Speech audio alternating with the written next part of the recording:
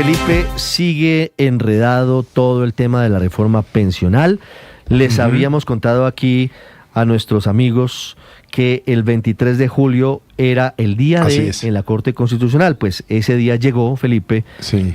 Pero un día antes, el magistrado Jorge Enrique Ibáñez, que es quien tiene el caso en su despacho, ordenó una serie de pruebas. Le pidió a la Cámara de Representantes y al Departamento Administrativo de la Presidencia una serie de documentos.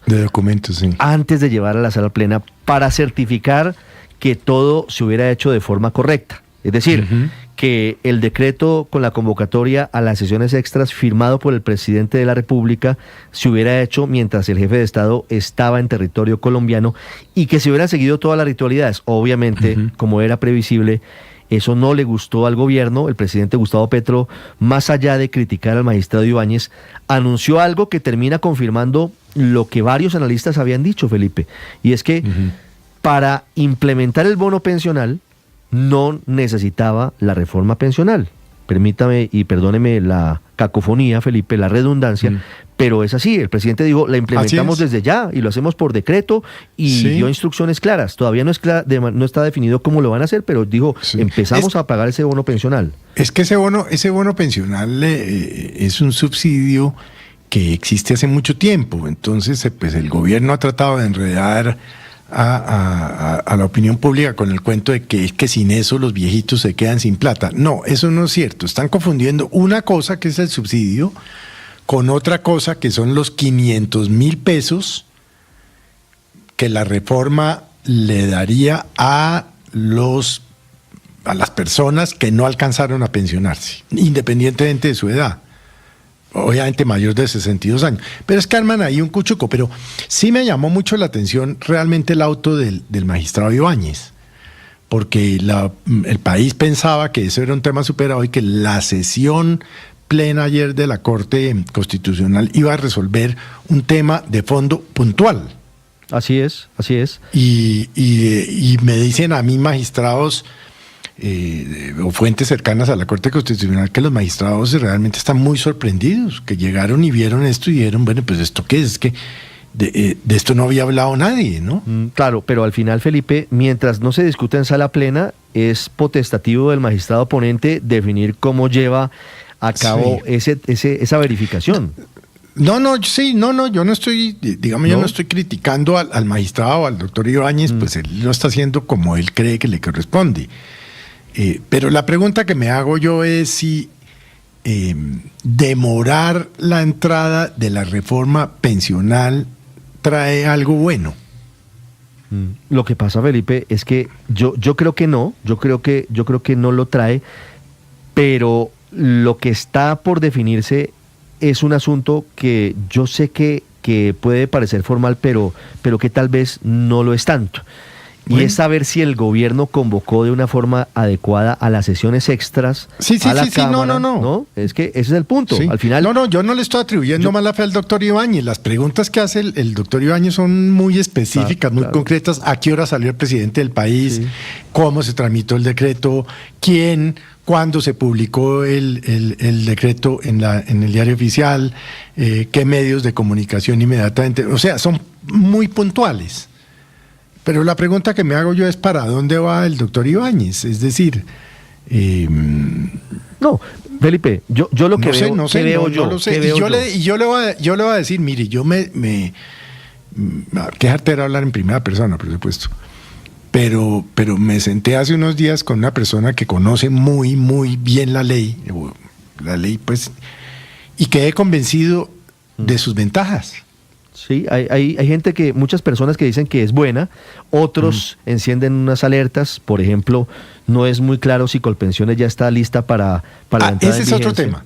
El Banco de la República pidió 3 meses de plazo. Pero digamos para el tema de los 3 pilares, el tema del subsidio en el pilar de abajo, en el primer pilar, ese cuento de que es que nos van a robar el ahorro pensional, no, eso no es tan claro.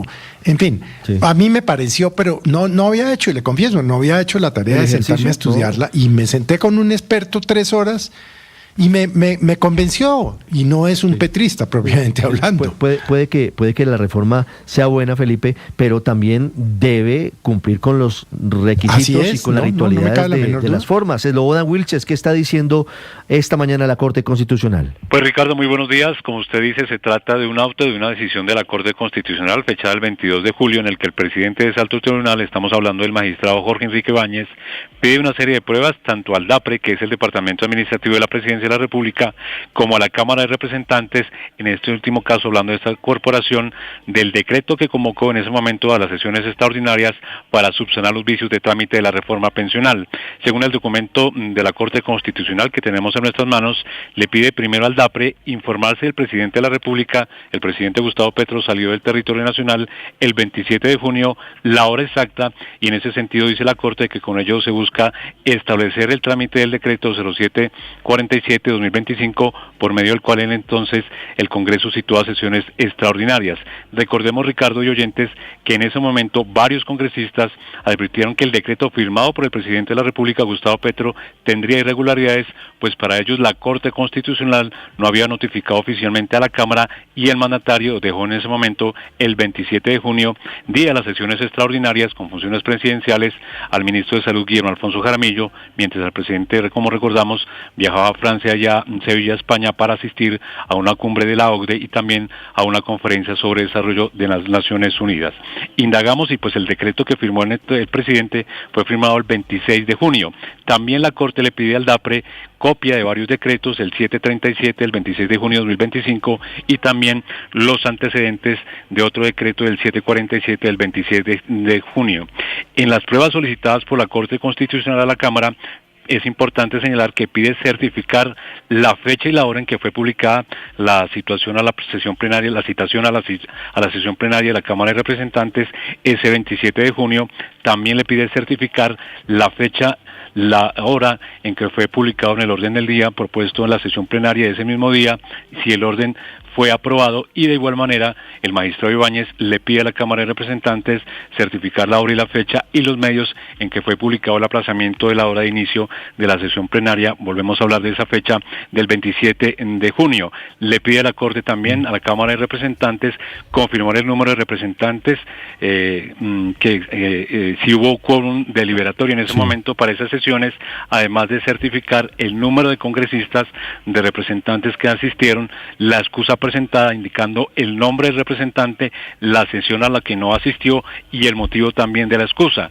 También la Corte le solicita a la Cámara información sobre las actas de las sesiones del 27 y del 28 de junio, copia incluso, Ricardo, del concepto y los análisis que se hicieron en ese momento del impacto fiscal de la reforma pensional, y copias tanto de las proposiciones y las constancias presentadas por los representantes a la Cámara y las certificaciones de las votaciones que se realizaron en su momento en las sesiones del 28 de junio.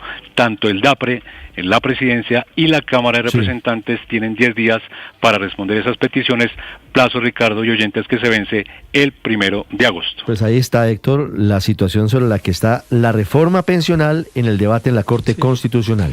Eso todavía se demora un tiempito en la Corte Constitucional, a pesar del afán que tiene el presidente Petro del pronunciamiento de esa corporación, porque es que la verdad la Corte pues estaba dentro del proceso todavía y solo podía entrar a estudiar el fondo de la cuestión y otros asuntos relacionados con el proceso cuando se hiciera el trámite de la Cámara de Representantes. Ahora, el trámite se hizo como se hizo, y entonces claro que el magistrado Ibáñez está pues pidiendo las pruebas de lo que se hizo para saber quién convocó, si el que convocó tenía competencia, en fin, hay un montón de cosas por resolver, pero por ejemplo dentro del listado de lo que está pidiendo el doctor Ibáñez es si hubo estudios sobre el impacto fiscal, que ya es otro tema, ya no es si el trámite se llevó bien, si votaron todos los que tenían que votar, es el fondo, sino si hubo impacto fiscal. Ese es uno Ricardo, de los varios asuntos, pero déjeme decir esto, Luis Ernesto.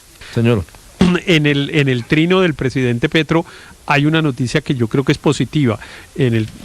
Una mala, por supuesto, porque empieza a fustigar al presidente de la Corte, pero una buena, que es que dice que va a hacer lo que ha debido hacer este año, que es fondear en el presupuesto general de la nación los recursos para darle el así es. subsidio a la tercera edad, que no necesita la ley, tiene solo que poner la plata en el presupuesto.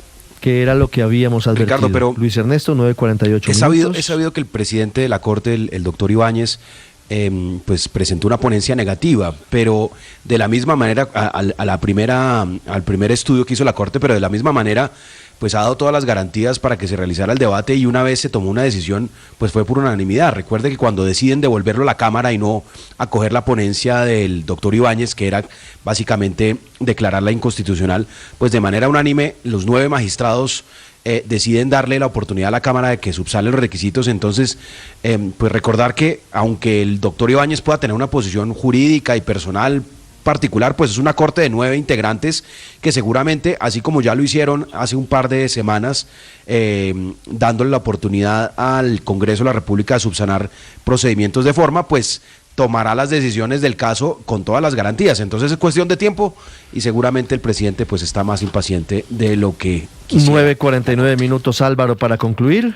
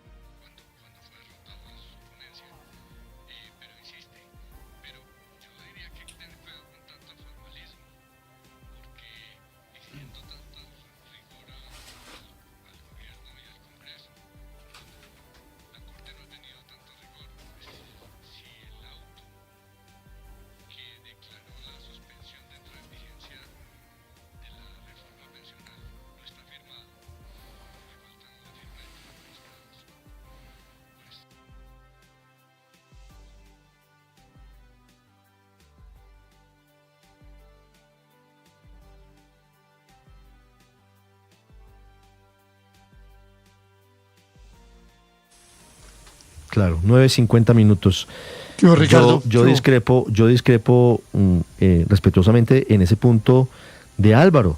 Los formalismos son fundamentales, aquí las formas son clave. Se tiene que cumplir con cada uno de los pasos, se tiene que respetar la ley, porque para eso está. Y si se hizo de forma adecuada, yo creo que no hay ninguna duda, ni ningún peligro, ni tendrían por qué tener ninguna preocupación, ni en la Cámara de Representantes, ni en el Departamento Administrativo de la Presidencia de la República ante estos requerimientos. Aurelio. Sí, claro, Ricardo, es que lo procesal es parte de la garantía jurídica, porque, es decir, en eso no se puede ser laxo, las cosas son o no son. Y yo creo que, con todo el respeto y por la información que tengo, la Cámara no subsanó debidamente el fallo que había cometido meses atrás. Es decir, eso volvió, hizo lo mismo prácticamente. Hubo debate, no hubo debate, hubo congresistas que se salieron porque no hubo debate. Entonces, aquí hay una cosa que es grave, y es que el país no puede aceptar que se aprueben leyes, por más bien intencionadas que sean, que no tengan los requisitos. Y una última cosa, Ricardo, si me permite.